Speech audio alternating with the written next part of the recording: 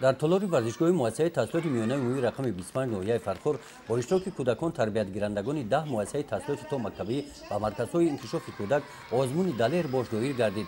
در این چاره‌بینی کودکان با گروه‌ها جدا شده از روی 5 شرط مهارت، چست و چالاکی، قابلیت ذهنی و عقلانی خود را نمایش دادند. هر یک شرط بازی با کوشش و غیرت، ذوق بلند از جانب کودکان اجرا کرده شدند.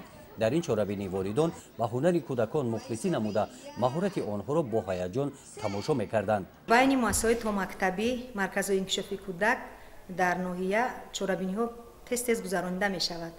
چاره‌بینی‌ها از قبیل 2-1 بازی‌های آفرین، بازی‌های دلیرباش، چنین بازی‌ها تست گذرانده می‌شود. اشتراک چنین چاره‌بینی‌ها با کودک هم دوستی بین کودکان را زیاد می‌گرداند، هم جهت عقلی و ذهنی و چست و چالاکی کودک زیاده می‌گردد.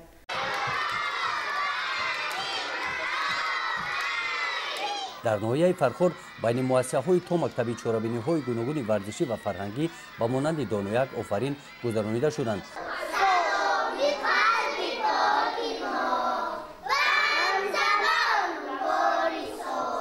دلیر باش آزمون نوی میباشد که با دستگیری شعبه معارف ناحیه گذرانیده شده برای سالمی کودکان و تربیت نمودن آنها در روحیه وطن پرستی تاثیر خوب خواهد گذاشت. گزارش خواجه نظریف خدای نظر ظهوروف از ناحیه فرخور برای برنامه اطلاعاتی نوید.